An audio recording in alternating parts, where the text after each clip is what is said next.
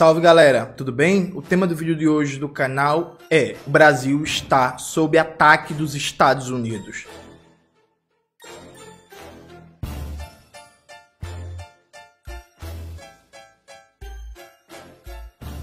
Antes de começar propriamente o tema do vídeo do canal, quero muito agradecer a você que ajuda a manter e melhorar nosso canal a partir do Apoia-se.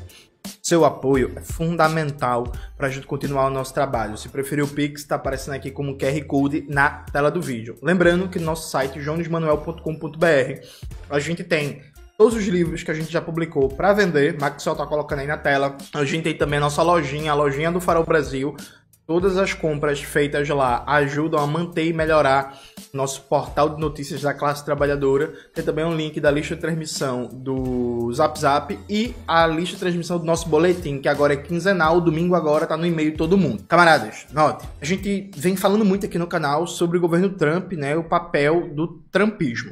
Presta atenção, o governo Trump visa operar transformações profundas na divisão internacional do trabalho, da ordem imperialista, porque o estado atual da globalização neoliberal prejudica a competitividade dos Estados Unidos.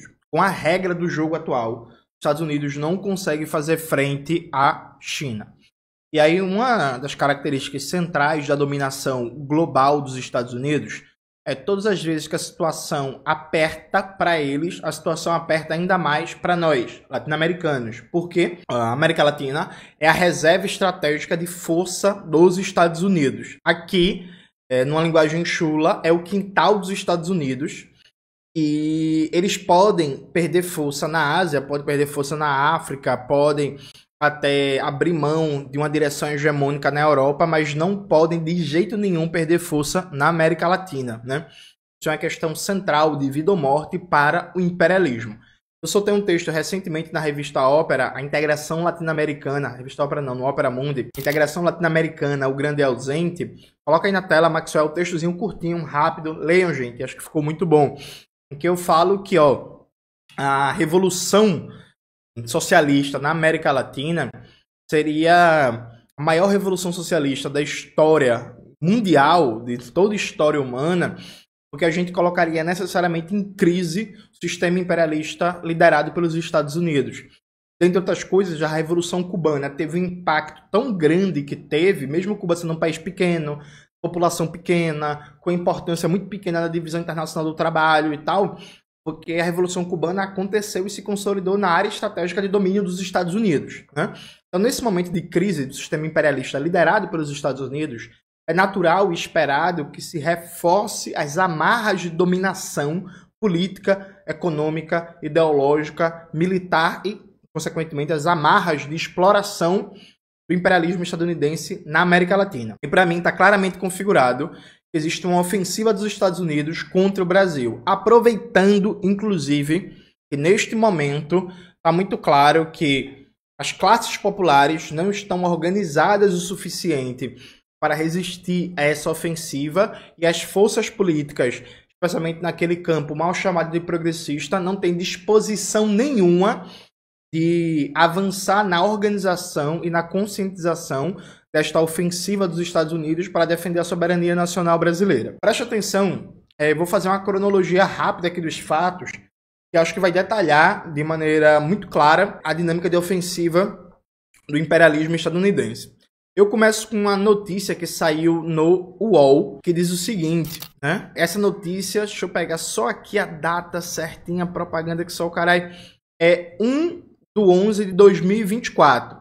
A notícia diz o seguinte: 3,5 bilhões e formas em S. Como será a embaixada dos Estados Unidos em Brasília? E aí, os Estados Unidos estão construindo uma nova embaixada em Brasília, um negócio assim, gigantesco, mastodôntico, que inclusive vai ter um plano subterrâneo enorme, assim, um negócio monumental, inacreditável, que é para a CIA ter um bom lugar para trabalhar, né? E aí, essa notícia da embaixada dos Estados Unidos, gigantesca em Brasília, da nova embaixada, já foi um negócio meio estranho.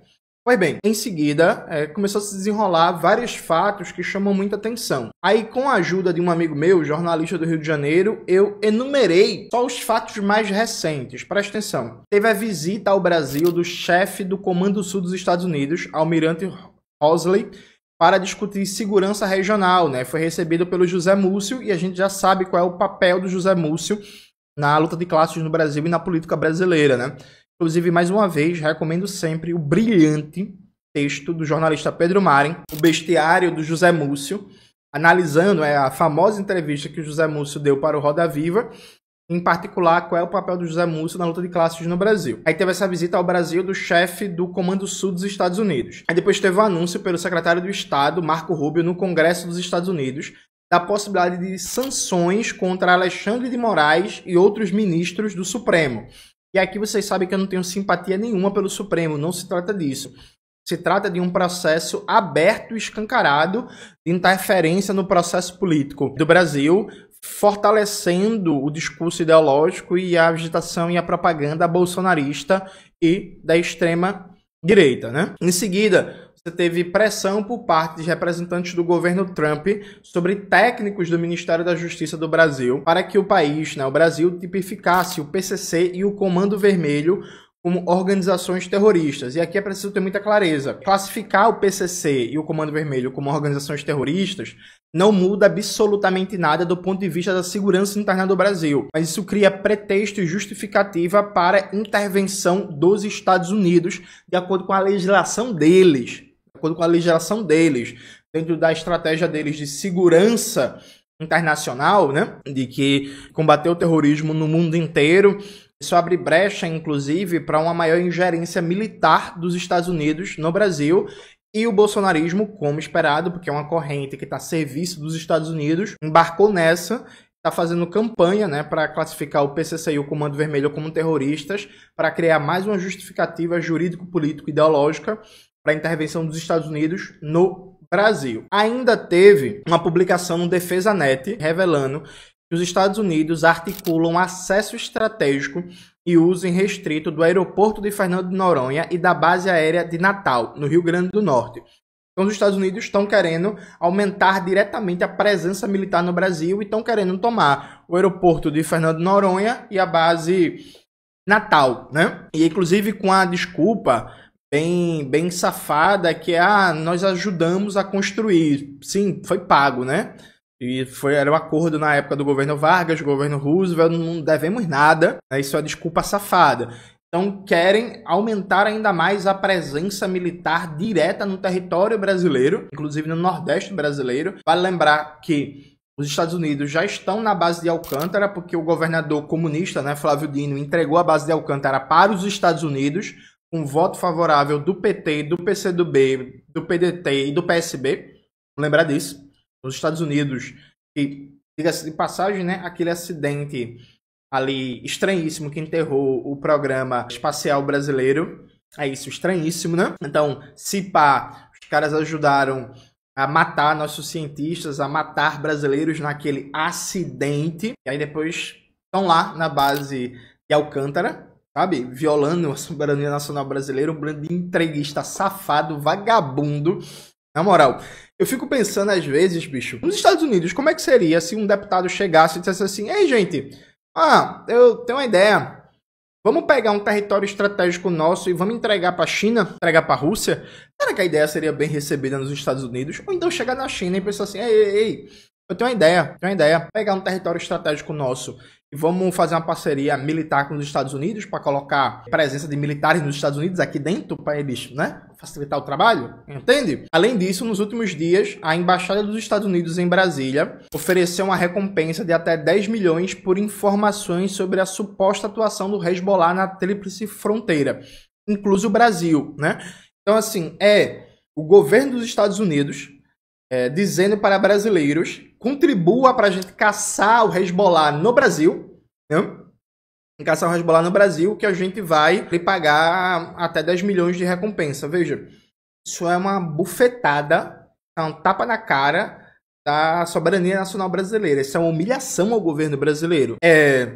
Os Estados Unidos chegando aqui dizendo assim: ó, nós que somos a polícia do mundo, vamos mandar aqui. A gente quer caçar supostos membros do Hezbollah no Brasil e faça denúncia que a gente vai atuar, sabe?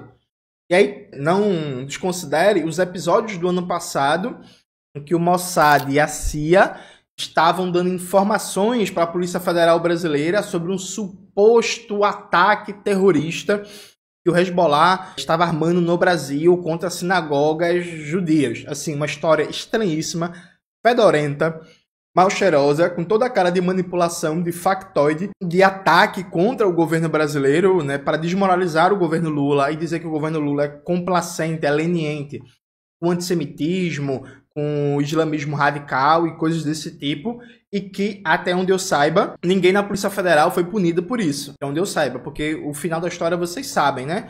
Não tinha célula nenhuma do Hezbollah, aquilo foi um mero factoide, foi um fato político para emparedar o próprio governo Lula, usando a Polícia Federal, com a Polícia Federal brasileira servindo de correio de transmissão para a CIA e para o Mossad de Israel. E aí, por último, para vocês verem que tem muita coisa, sai uma matéria do The New York Times, repercutida de maneira crítica pela imprensa brasileira, que fala que no Brasil tem uma fábrica de espiões russos. Bota aí na tela, Maxwell, a matéria, por favor. E aí, veja, não sei se vocês leram essa matéria, tá liberada para todo mundo ler. Eu li a matéria do The New York Times, veja. A matéria do New York Times fala de 7, 8 espiões russos que vieram para o Brasil para ter passaporte brasileiro e viajar para outros lugares. Veja, eles nem atuavam no Brasil. E aqui, presta atenção, você que é imbecil e tá com o dedo coçando para dizer no teclado: ah, Jones, está passando pano para espião russo? Não, passando pano para espião russo nenhum. Tô dizendo o seguinte, não tem fábrica de espião russo nenhum, né? Você acha 7 espiões russos no Brasil que usavam a identidade brasileira, porque o Brasil tem um tipo étnico muito diverso, né? O Brasil é o único país que dá para ter gente com cara de árabe, com cara de oriental, com cara de europeu, com cara de africano e tal, e dá para ser tudo brasileiro. Então, o passaporte brasileiro é muito mais fácil de você meio que apiar, né? É possível um russo com cara de russo dizer que nasceu no Brasil, no Rio Grande do Sul, no interior de São Paulo, no agreste pernambucano, que tem muito galego. Então, veja, o The New York Times fala, na real, não é uma rede de espiões russos, é 8, 9, eu não vou lembrar de cabeça agora, e que não atuavam no Brasil, né? Que usavam o passaporte brasileiro, documentos brasileiros para ter salvo-conduto para viajar pelo mundo e fazer ações em outros países. Dito isto, a coisa mais preocupante da matéria do The New York Times é que foi uma investigação vazada para o jornal gringo e uma investigação em andamento, tem declarações, em off, é claro, mas tem declarações de policiais federais falando sobre a investigação em andamento. Então, agentes da Polícia Federal Brasileira estão falando com o jornal gringo sobre uma investigação em andamento na boca do próximo encontro dos BRICS, entenderam? E aí, vai lembrar o seguinte: na semana que saiu a reportagem do The New York Times falando da suposta rede de espiões russos, saiu uma matéria na Folha de São Paulo falando sobre o aumento das pressões contra o Brasil para o Brasil parar de comprar combustível, diesel russo, né? Porque nos últimos anos a quantidade de diesel da Rússia que o Brasil importa cresceu bastante. Então, veja, é uma rede aqui de pressão, de ações, de avanço do governo dos Estados Unidos contra a soberania nacional brasileira, cercando, inclusive, sobre vários aspectos. A situação é dramática de tal forma, enquanto tudo isso acontecia, né, nesse intervalo de algumas semanas, estava o Fernando Haddad, lá nos Estados Unidos, terminando de entregar os dados brasileiros para as Big Techs dos Estados Unidos, fazendo reunião com Google, com Microsoft, com Nvidia, para entregar toda a infraestrutura digital brasileira de vez para os gringos. Eu até gravei um vídeo no canal sobre o tema. Coloca aí na tela, Maxwell. Então veja, é preciso ter muita atenção e muito cuidado. Tem uma claríssima ofensiva do governo Trump contra a soberania nacional brasileira. E aqui não se trata de defender Alexandre de Moraes, defender STF, defender o governo Lula. Se trata de entender que os Estados Unidos eles estão avançando cada vez mais numa perspectiva de querer tomar, né, de querer tomar territórios do Brasil, de querer controle sobre a base aérea de Natal, de querer tomar o aeroporto de Fernando de Noronha, de querer pintar o Brasil como um reduto de radicalismo islâmico do Hezbollah, de querer atuar como polícia do mundo, dizendo que o Brasil é complacente com o terrorismo e precisa de um programa antiterrorismo, que é uma desculpa para as Forças Armadas e os serviços de inteligência entrarem cada vez mais no Brasil. Uma dinâmica ultra problemática da Polícia Federal. Polícia Federal que tanto no ano passado como esse ano demonstra de maneira cabal que tem uma relação estreita demais com a CIA e com o Mossad. E a gente sabe muito bem quais são os objetivos da CIA e do Mossad. Uma lógica, inclusive, de interferir de maneira direta, aberta e escancarada nos conflitos político-eleitorais. Veja, me parece muito claro que a gente precisa estar atento a isso. A gente precisa denunciar isso, que a gente precisa fazer circular muito mais essas informações. A gente precisa cobrar, constranger mesmo, assim, o governo Lula, o PT, os partidos do governo, para que tomem algumas atitudes, no mínimo. Por exemplo, eu falo disso com alguma frequência em entrevistas, palestras pelo Brasil, mas mais pessoas precisam falar. Vem cá, gente. O que foi que aconteceu com a Polícia Federal depois daquela pataquada no passado, dizendo que o Hezbollah estava preparando atos terroristas no Brasil? Assim, ninguém foi responsabilizado por aquilo, não? Ninguém foi demitido, ninguém foi investigado, ninguém foi exonerado por aquilo, sabe? Tem coisas muito preocupantes acontecendo e eu repito, nesse momento de crise do sistema imperialista, a tendência é apertar o torniquete na periferia do sistema, e a periferia estratégica para os Estados Unidos é a América Latina, e na América Latina a economia mais importante, o país mais importante do ponto de vista geoestratégico é o Brasil. Há claramente uma ofensiva direcionada do governo Trump para intensificar os mecanismos de controle político-ideológicos militares sobre o Brasil. E assim, a gente já tem muitos e muitos problemas para resolver. A gente não pode permitir ter um novo problema. A gente não pode permitir, por exemplo, a instalação de mais uma base militar dos Estados Unidos no Brasil. A gente não pode naturalizar o governo dos Estados Unidos chegar e dizer assim, ó, tô oferecendo dinheiro para brasileiro denunciar a presença do Hezbollah, sabe, no Brasil. O Brasil é que se resolve com o Hezbollah. O Brasil é que se resolve com o Líbano. O Brasil não considera o Hezbollah como uma organização terrorista. Segue, inclusive, o critério da ONU. Então, assim, não faz sentido um governo estrangeiro, por cima do governo brasileiro, estar oferecendo recompensa para denunciar o Hezbollah, quando a relação do governo brasileiro com o Líbano, porque o Hezbollah é um partido político, faz parte do governo do Líbano, está no parlamento libanês, o Brasil tem uma comunidade gigantesca de libaneses, sabe? Esse tipo de coisa não é aceitável, gente. A gente tem que começar a amplificar as denúncias, amplificar as críticas, mais deputados e deputadas parar de estar fazendo meme, tá falando merda e dar importância para coisas que realmente são estratégicas, sabe? Porque me parece muito claro um processo, né, citando um livro do Pedro Mari, um processo de aproximações sucessivas dos Estados Unidos e que os fatos estão se acumulando e a coisa tá passando e ninguém tá dando muita atenção, sabe?